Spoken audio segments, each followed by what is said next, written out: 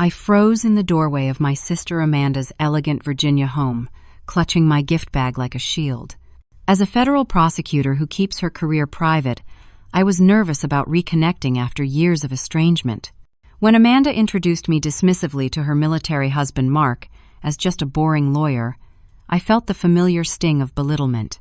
But everything changed when Mark suddenly recognized me, snapped to attention and said, "Ma'am, permission to address you?" The look of shock on Amanda's face made the years of living in her shadow momentarily worth it. The ride back to my hotel was quiet.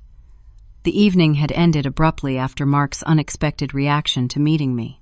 Amanda's perfect dinner party facade had cracked wide open, and I couldn't help but feel a twisted satisfaction despite the awkwardness. Growing up in the small town of Fairfield, Connecticut, I always stood in Amanda's shadow.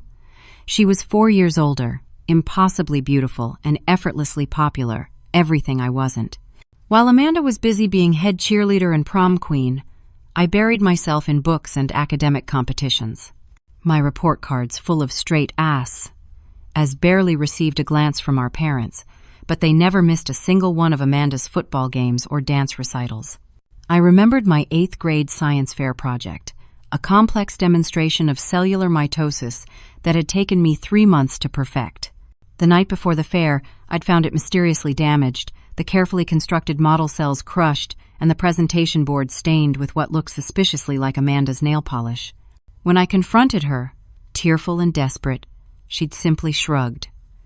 "No one was going to care about your boring cells anyway, Jocelyn. Mom and Dad were going to my cheer competition tomorrow, not your nerd parade." That night, I'd stayed up until 4 in the morning, recreating what I could of my project. My science teacher had been impressed by my dedication, despite the obvious last-minute work. I won 3rd place instead of the 1st I'd been aiming for, but Amanda had been right about one thing. Our parents had been at her cheer competition. They never even asked about my results. That moment crystallized something for me. If I couldn't earn my parents' attention, I'd forge my own path. I threw myself into academics with renewed vigor, securing a full scholarship to Georgetown University while Amanda stayed local, marrying her high school sweetheart Travis before the graduation caps hit the ground. We drifted further apart during my college years. I visited home less and less, finding excuses to stay on campus during breaks. Law school took me even further away, both physically and emotionally. By the time our parents died, Dad from a sudden heart attack my 2nd year of law school, Mom from cancer just 18 months later, Amanda and I were practically strangers who happened to share DNA and childhood memories. After the funeral, Amanda sold our childhood home without consulting me. "You weren't ever coming back anyway," she'd said when I confronted her. That was the last real conversation we'd had until 3 weeks ago when her name appeared on my phone for the first time in years. "Jocelyn? It's Amanda. Travis and I split up years ago. I'm in Virginia now, married to a Navy officer named Mark. I think it's time we reconnected. Family is all we have left, right? Come for dinner next Saturday." I'd agreed, partly out of curiosity, partly out of that persistent childish hope that maybe this time would be different. Maybe at 38, Amanda had finally matured beyond seeing me as competition. Pulling into the hotel parking lot, I replayed the evening's defining moment. Amanda's perfectly manicured hand resting possessively on Mark's arm as she introduced me with that familiar dismissive tone. "This is my sister, a boring lawyer who lives in D.C. The way she'd said it, with that little smile that always made me feel 2 inches tall, had been so typical that I almost laughed. Some things never changed. But then Mark had looked at me more closely, his expression shifting from polite disinterest to shock to something like awe. His posture had changed instantly, back straightening as he snapped to attention. "Ma'am, permission to address you?" he'd said, his voice completely transformed from the casual tone he'd been using all evening. Amanda's smile had disappeared as if it had been slapped off her face. "Mark, what are you doing?" she'd hissed, but he'd kept his eyes fixed on me, waiting for permission. "Granted," I'd said quietly, and that's when everything had exploded. Because it turned out that, while Amanda had been telling her husband that her little sister was a nobody, a boring lawyer with no ambition, Mark knew exactly who I was. And Amanda had no idea that her dismissive introduction had just backfired spectacularly. "I apologize for the awkward situation, Miss Spencer," Mark said, his voice low as we stood in Amanda's meticulously landscaped backyard. He'd followed me outside after Amanda stormed off to the kitchen, claiming she needed to check on dessert. "Please call me Jocelyn," I said, taking a sip of the expensive wine that Amanda had made sure to mention cost more than $100 a bottle. "And you don't need to apologize. I'm just curious how you recognized me." Mark glanced toward the French doors leading to the kitchen, ensuring Amanda wasn't within earshot. "The Westbrook case, ma'am. I was stationed under Commander Westbrook for 2 years at Norfolk before his indictment. Your prosecution team did what many of us couldn't, exposed corruption that was hurting good sailors. Your closing argument was broadcast on every news channel for a week." I nodded, feeling a strange mix of pride and unease. My work as a federal prosecutor specializing in military corruption cases was something I kept relatively quiet about, especially among family. The high-profile nature of my cases often meant dealing with powerful people who didn't appreciate being investigated. Security concerns had become a part of my life, another reason for the distance between Amanda and me. It was easier not to share details than to explain why I couldn't answer her questions. "I'd appreciate it if you didn't mention the details of my work to Amanda," I said. "She doesn't know the specifics of what I do." Mark looked surprised. "She has no idea you're one of the most respected prosecutors in the military justice system? That you've taken down 3 corrupt admirals and saved taxpayers hundreds of millions of dollars?" I shook my head. "Amanda and I haven't been close for years. She knows I'm a lawyer in D.C., but that's about it. I've kept the details private for security reasons." "And here she's been telling me you never lived up to your potential," Mark said, then immediately looked regretful. "I'm sorry, that was inappropriate." I laughed softly without humor. "That sounds like Amanda. What else has she told you about me?" Mark shifted uncomfortably. "That you've always been jealous of her. That you work in a small firm doing boring contract law because you couldn't handle the pressure of anything more demanding. That you're perpetually single because you're too awkward and obsessed to maintain a relationship." Each word felt like a small cut, not because they were true, but because they revealed the story Amanda had been telling about me, a story designed to keep me small in her narrative.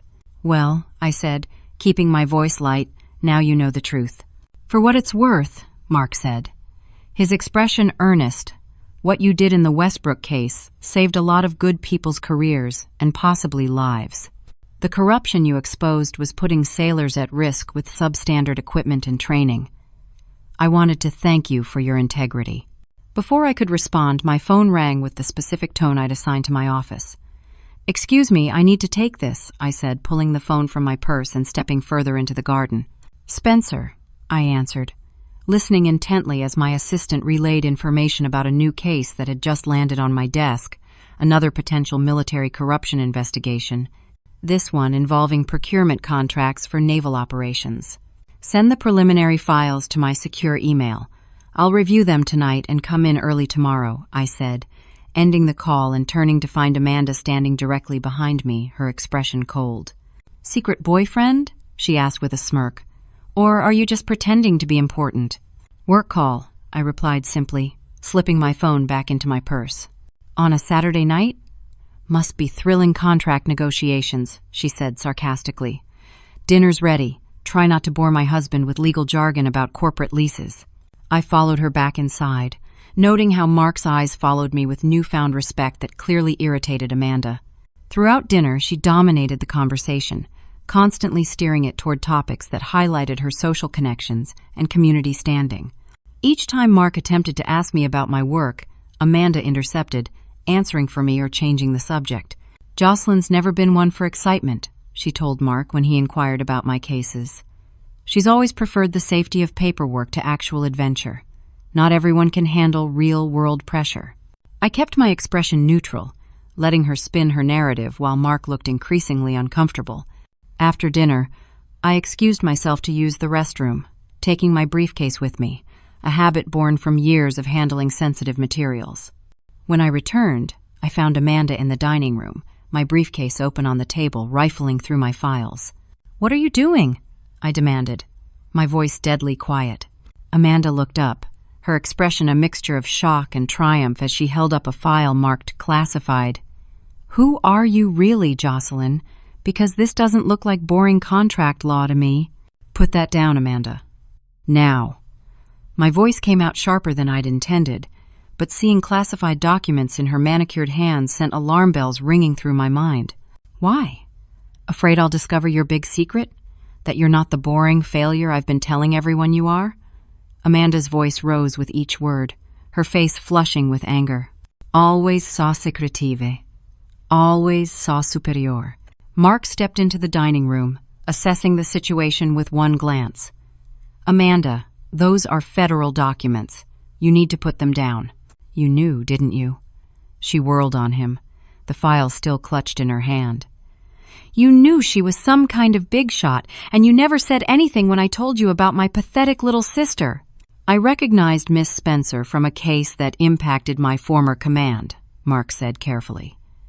"I didn't feel it was my place to correct your understanding of her career." Amanda slammed the file down on the table.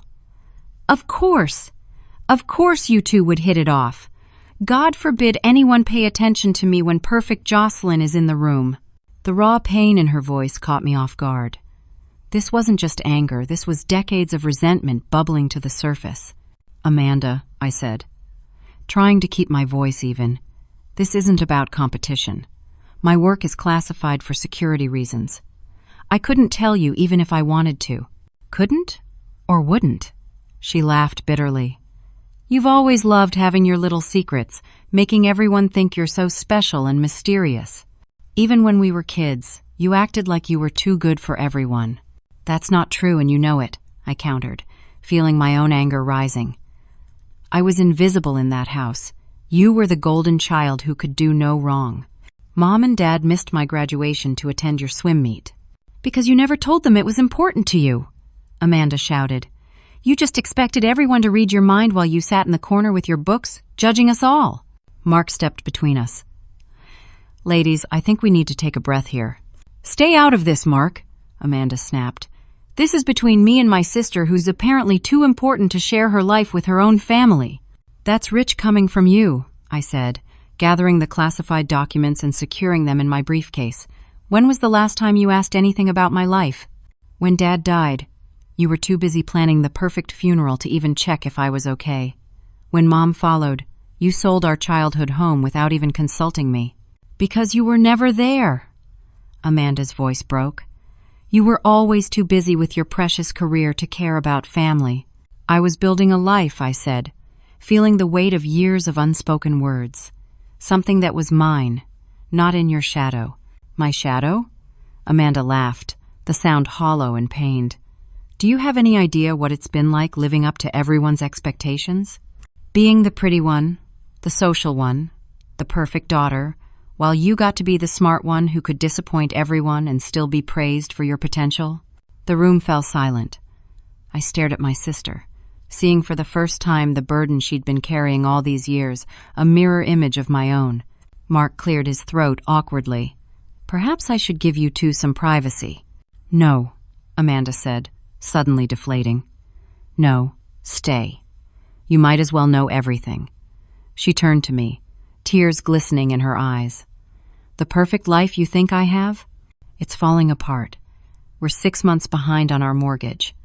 Mark's career has stalled because he refused to play politics with the right officers. I didn't invite you here for some touching family reunion. You wanted money," I said quietly, the realization dawning. Amanda nodded, looking away. "I was going to ask you for a loan, but then you showed up looking so put together, so successful, and I couldn't do it. My pride wouldn't let me." "So, you decided to tear me down instead?" I asked, the hurt evident in my voice. "It's what we've always done, isn't it?" Amanda said, wiping at her eyes. "Tear each other down instead of admitting we might need each other." Mark placed a gentle hand on Amanda's shoulder. "Amanda, Jocelyn, deserves to know the whole truth." She shrugged him off. "Fine. Travis didn't leave me for another woman. I drove him away with my spending and my impossible standards. Nothing was ever good enough because I was trying to create this perfect life to compete with what I imagined you had." She laughed bitterly. "And now I find out you're some kind of legal superhero taking down corrupt military officials while I'm drowning in debt from buying things I can't afford." The confession hung in the air, raw and painful. For the first time in decades, I saw my sister clearly, not as the perfect golden child who had everything handed to her, but as a woman fighting her own battles, carrying her own insecurities. "Why didn't you just tell me you were in trouble?" I asked, "and admit that the pretty, popular sister who peaked in high school needed help from the boring, successful one?" Amanda shook her head. "I couldn't give you the satisfaction." "You think I'd take satisfaction in your suffering?" The accusation stung. "Wouldn't you? After all the years I overshadowed you?" I took a deep breath, trying to process everything. "Amanda, we're not teenagers anymore. I don't want to compete with you. I never did." "Well, you won anyway," she said quietly. "Congratulations." Monday morning found me back at my office in downtown Washington, D.C., trying to focus on the new case file while my mind kept drifting back to the disastrous dinner with Amanda and Mark. After Amanda's painful confession, we'd managed an awkward truce for the remainder of the evening, but the drive back to my hotel had given me plenty of time to replay every bitter word and accusation. "You look like you've been through the ringer," commented Diane, my investigative partner, as she dropped another stack of documents on my already cluttered desk. At 45, Diane had been with the Justice Department longer than I had, and had become both mentor and friend over the years. "Family drama," I said dismissively, not wanting to get into the details. "What have we got on Operation Sea Star?" Diane raised an eyebrow but didn't push. "Procurement irregularities in the Naval Special Warfare Command. Equipment that should have been top of the line coming in substandard, safety protocols bypassed, money disappearing into shell companies. The usual corruption dance, but higher stakes given the sensitive nature of their operations." I flipped through the preliminary report, trying to focus on the facts rather than the nagging voice in my head replaying Amanda's accusations. Something in the report caught my eye. "Wait, this operation is based out of Little Creek in Virginia Beach?" Diane nodded. "Yeah. Why?" "Nothing," I said quickly, "just making connections." But internally, alarm bells were ringing. Mark was stationed at Little Creek. He'd mentioned it during one of Amanda's bathroom breaks, when he'd briefly opened up about his career frustrations. It was probably just a coincidence. The base employed thousands of personnel, but still, it made me uneasy. Throughout the day, I immersed myself in the case, reviewing financial records, personnel files, and equipment specifications. By evening, a pattern was emerging, one that pointed to systematic corruption reaching surprisingly high in the command structure. As I was packing up to leave, my secure phone buzzed with a text from an unknown number. "Drop Sea Star if you know what's good for you." I stared at the message, feeling a chill run down my spine. Threats weren't uncommon in my line of work, but they never became routine. I followed protocol, documenting the message and reporting it to security before heading home with a heightened sense of awareness. My apartment felt different when I arrived. Nothing obviously wrong, but small things out of place. A book on the coffee table at a slightly different angle. The bathroom towel hung unevenly. The window in my bedroom opened a crack when I was certain I'd closed it.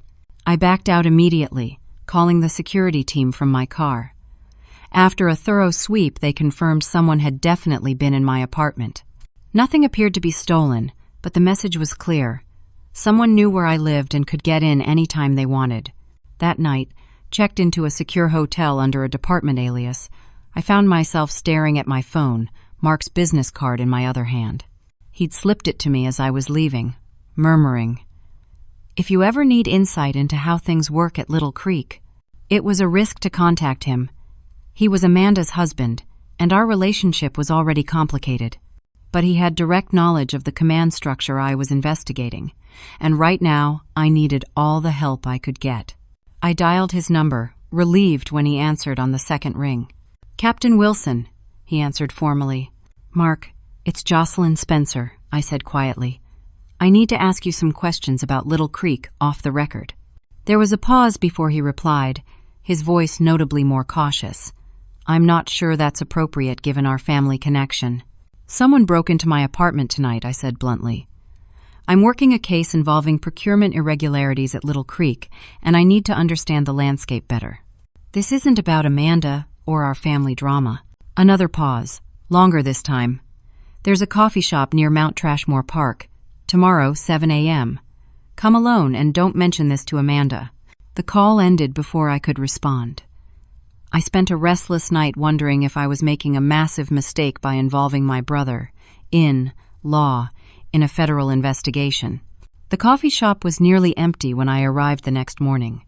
Mark sat in a corner booth, already nursing a cup of coffee, his posture military, straight despite the casual setting. Thank you for meeting me, I said, sliding into the seat across from him. I'm not sure I should be here, he replied, his voice low. There are strict protocols about discussing ongoing operations, even procurement matters. I understand, but someone's trying to intimidate me off this case, and I need to understand what I'm walking into. Mark's expression darkened. What kind of intimidation?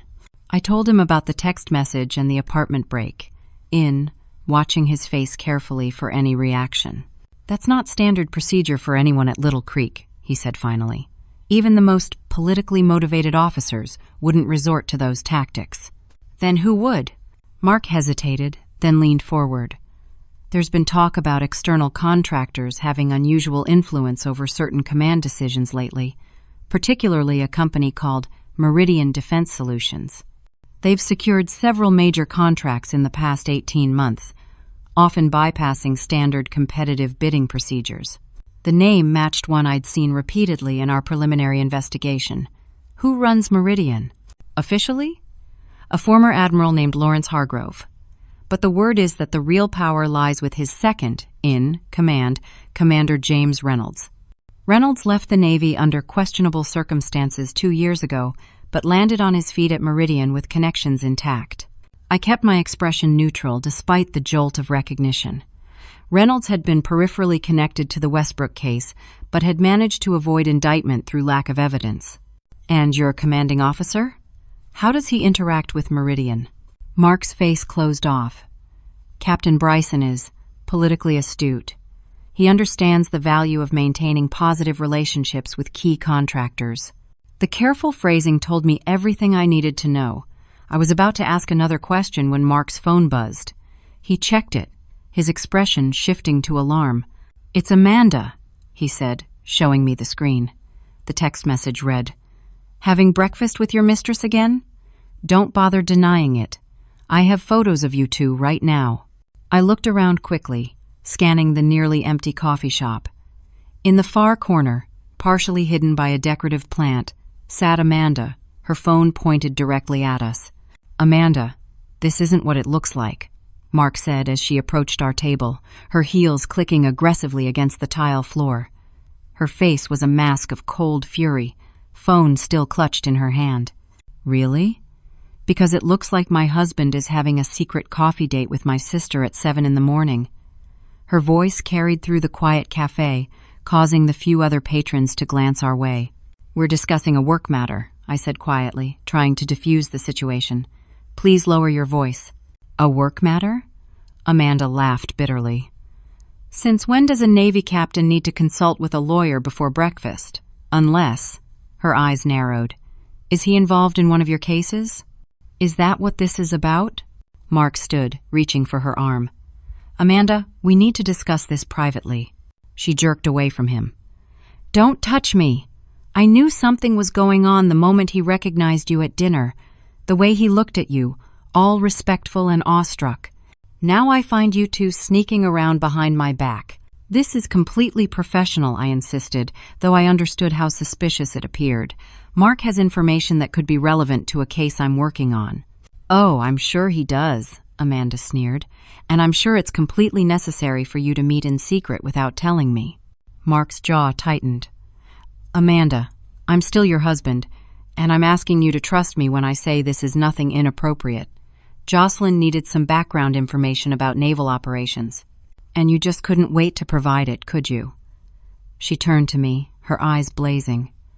Not content with upstaging me professionally, now you have to take my husband too? The accusation stung despite its absurdity. That's not what's happening here, and you know it. What I know, Amanda said, her voice dangerously low, is that my sister and my husband are meeting behind my back, looking very cozy and conspiratorial. An older couple at a nearby table was openly staring now, the woman whispering to her companion. Perfect. Witnesses to our family drama. Just what we needed. Let's take this outside, Mark suggested firmly, placing money on the table for the coffee. Once in the parking lot, Amanda continued her tirade. I want to know exactly what's going on. What case are you working on that involves my husband? I hesitated, weighing my options. Telling Amanda about an active investigation would violate department protocols, but keeping her in the dark was clearly making things worse. I'm investigating procurement irregularities at Little Creek, I said carefully. Mark isn't a target of the investigation. I just needed some background on how things work there. And you expect me to believe that? That this is all just professional courtesy? Amanda's voice dripped with skepticism. It's the truth, Mark insisted. Jocelyn's apartment was broken into last night. Someone's trying to intimidate her off the case. Amanda's expression shifted slightly, surprise momentarily replacing anger. Someone broke into your apartment?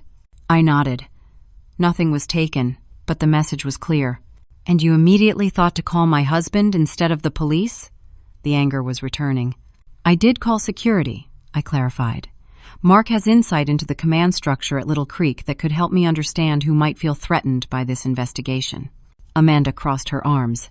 So you're using him, putting his career at risk for your case. Amanda, Mark's voice was firm. I made my own decision to meet with Jocelyn. If there's corruption at Little Creek, it affects all of us in the command. Noble as always, she said sarcastically. Well, your noble decision just got splashed all over social media. Brittany Taylor was at the juice bar across the street and recognized us. She's already posted about the dramatic confrontation between the Wilson family. Mark paled slightly.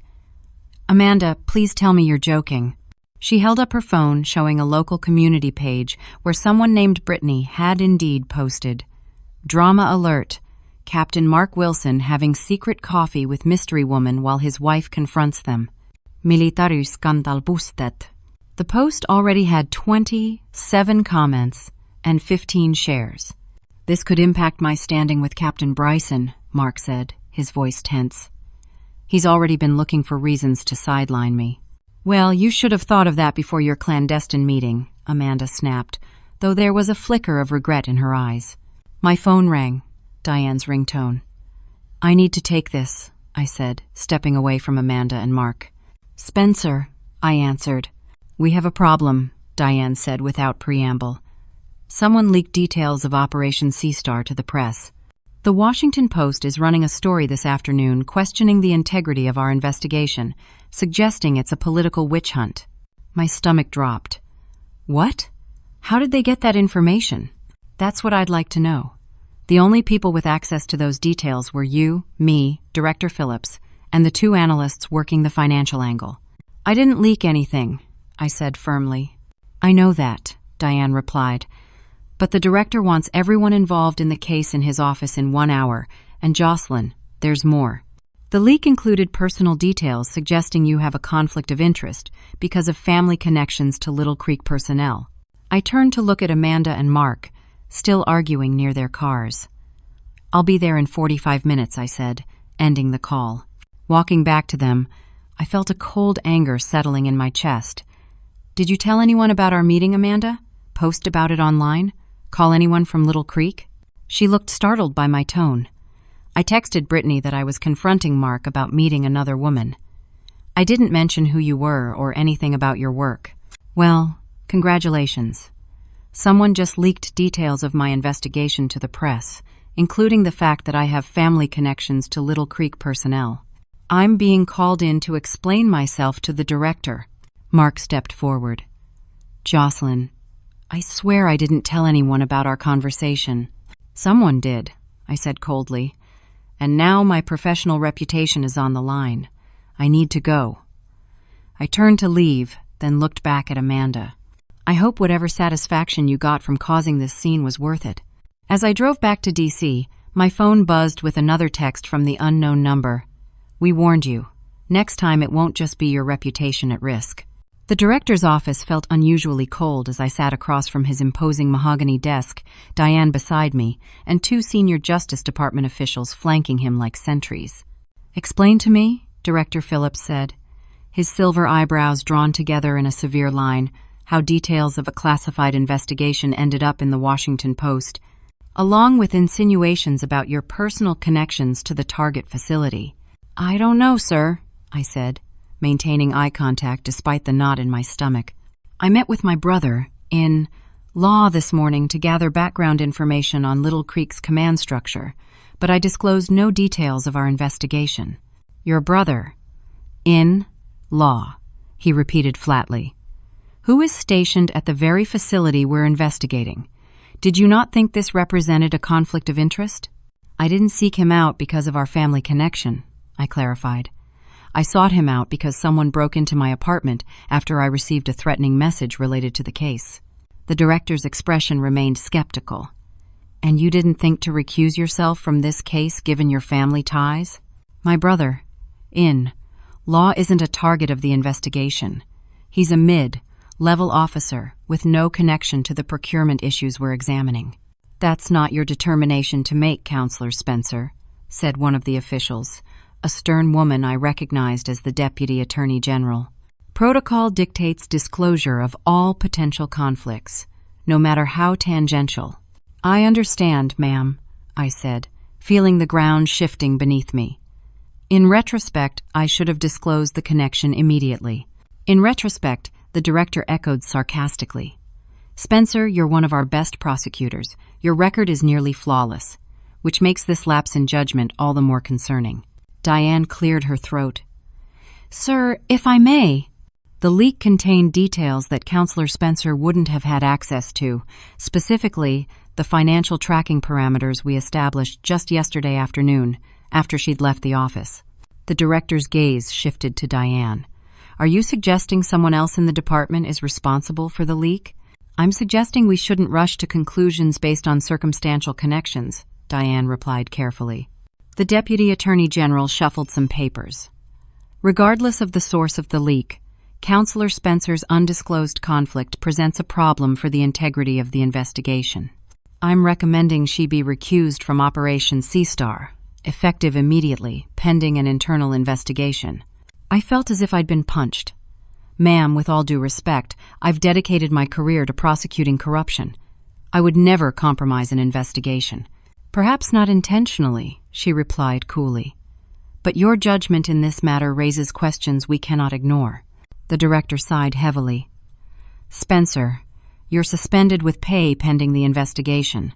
Surrender your credentials and secure devices before leaving the building. The internal affairs team will be in touch regarding a formal interview. The walk back to my office felt endless, colleagues watching curiously as I packed my personal items under the watchful eye of a security officer. Diane followed me, closing the door for what privacy we could manage. This isn't right, she said in a low voice. Someone set you up. I know, I replied, carefully placing my law school diploma in a cardboard box. The question is who and why. I'll keep digging, Diane promised. The financial trail is leading toward Meridian Defense Solutions. Your brother, in law, mentioned them, right? I nodded, then hesitated. Diane, be careful. My apartment wasn't randomly selected for a break-in. Someone knows exactly who's investigating them and has no qualms about crossing lines. I've been doing this too long to be careless, she assured me. Just lay low and let me work the case. We'll clear your name. 2 security officers escorted me from the building, a humiliating walk past colleagues I'd worked with for years.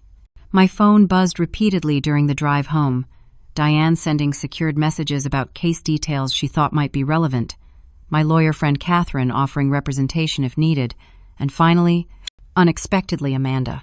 Need to talk. It's important. Meet me at Meridian Park at 4 p.m. I almost ignored it, still angry about the morning's scene, but curiosity won out. What could Amanda possibly have to say that was important enough to warrant a face-to-face meeting after everything that had happened? Meridian Park was busy with afternoon joggers and dog walkers when I arrived. Amanda sat on a bench near the fountain, looking unusually subdued in jeans and a simple sweater, her normally perfect hair pulled back in a messy ponytail. "Thank you for coming," she said as I sat beside her, maintaining a careful distance. "I wasn't sure you would." "What do you want, Amanda?"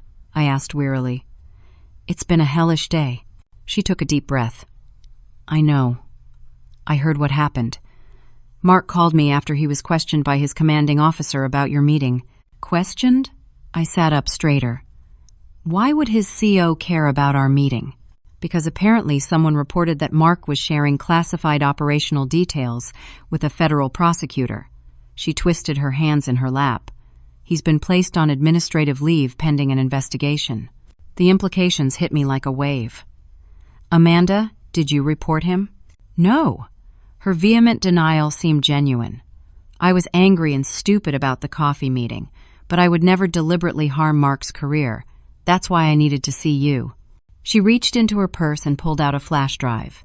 "I found this in Mark's home office when I was looking for our insurance documents." I took it cautiously. "What is it?" "Emails and financial records," she said quietly. "I only looked at a few of them, but they involve Captain Bryson and someone named Reynolds from Meridian Defense. They mention kickbacks, contract manipulations, safety certifications that were falsified." My heart raced. "Amanda, how did Mark get these documents?" "I don't know," she admitted. "But there's more. Last night, after you left, Mark got a call. He took it in his study, but I overheard parts of it. Someone was pressuring him to discredit you, to tell his commanding officer that you tried to pump him for classified information." I stared at her, processing this new information. "And did he?" Amanda shook her head. "No," he refused. "That's when I started suspecting something wasn't right. Mark has always been ethical to a fault. This morning, after our scene at the coffee shop, he told me everything. About your investigation, the break, in at your apartment, the threats." "So you decided to search his office?" "I was looking for proof that he wasn't involved in anything illegal," she explained. "Instead, I found evidence that his commanding officer might be." I looked at the flash drive in my hand. "Amanda, do you realize how serious this is? If these documents contain what you say they do, they could be crucial evidence in a federal corruption case." She nodded, her expression uncharacteristically serious. "I know. That's why I brought them to you, despite everything. I may be jealous and petty and insecure, but I'm not going to stand by while someone threatens my sister and tries to ruin my husband's career." For the first time in decades, I felt a genuine connection with my sister, a glimpse of the person behind the perfect facade she'd maintained for so long. "Thank you," I said quietly. "This could help clear both our names." Amanda's eyes welled with unexpected tears. "I'm sorry, Jocelyn, for everything, for the science fair project, for selling the house without asking, for all the years I spent tearing you down instead of being proud of you." She wiped at her eyes. "When I heard you'd been suspended, I realized how childish I've been. How much time we've wasted competing when we could have been supporting each other." I sat in stunned silence, unprepared for this emotional breakthrough after decades of tension. Before I could respond, a black SUV with tinted windows pulled up to the curb nearby. Two men in suits emerged, heading directly toward us. "Miss Spencer," one called as they approached. "We need you to come with us." Amanda gripped my arm, suddenly frightened. "Jocelyn?" I stood, positioning myself slightly in front of my sister. "Who are you?" The men produced badges. "Internal Affairs. We have some additional questions about Operation Seastar and your connections to Little Creek personnel." The timing was too convenient, their appearance too sudden after Amanda handed me the flash drive. My instincts screamed that something was wrong. "I'll need to see some identification," I said calmly, pulling out my phone. "And I'll be calling Deputy Director Morrison to confirm this request." The men exchanged glances. "That won't be necessary," said the one who had spoken before, his hand moving toward his jacket. In that moment, I made a split-second decision. "Amanda, run!" I shouted, grabbing her arm and pulling her toward the crowded playground area of the park. The men pursued us, their pretense of official business abandoned as one of them shouted, "Stop, or we'll shoot!" Park visitors scattered in panic at the commotion. I pulled Amanda behind a stone structure, heart pounding. "Give me your phone," I demanded. Mine had fallen during our flight. She handed it over with shaking hands. I quickly dialed Diane's emergency number. "Diane, it's Spencer. I'm at Meridian Park with my sister. 2 men claiming to be internal affairs just tried to apprehend me. I have evidence implicating Meridian Defense in the Little Creek corruption. Send backup now." As I ended the call, I heard sirens in the distance. Our pursuers heard them too, hesitating before retreating toward their vehicle. "Are they gone?" Amanda whispered, her voice trembling. I peered around the structure. They're leaving. The police must have been nearby. Amanda slumped against me, exhausted by the adrenaline rush. I never thought my boring lawyer sister would have me running from armed men in a public park. Despite everything, I laughed. Welcome to my not-so-boring life. She squeezed my hand. "I think I prefer boring contract law." As police cars pulled up to the park entrance, I looked at my sister, really looked at her, perhaps for the first time since we were children. Behind the perfect makeup and designer clothes was someone just as insecure and complex as I was, someone who had finally chosen to be my ally rather than my competitor. "Thank you," I said simply, "for bringing me the evidence, for choosing to help me." Amanda nodded, a small smile forming on her lips. "That's what sisters are supposed to do, right? Only took us 30 years to figure it out." 6 weeks later, I stood in a federal courtroom watching Captain Thomas Bryson and James Reynolds being led away in handcuffs, their arraignment on multiple corruption charges complete. Beside me, Diane smiled with satisfaction. "Not bad for a boring lawyer," she commented, referencing Amanda's original dismissive introduction that now seemed to belong to another lifetime. The case had broken wide open once Amanda provided the evidence from Mark's office. The flash drive contained detailed records of kickbacks, falsified safety certifications, and contract manipulations orchestrated by Reynolds at Meridian Defense with Bryson's cooperation. Mark, it turned out, had been quietly gathering evidence for months after becoming suspicious of certain procurement decisions that put service members at risk.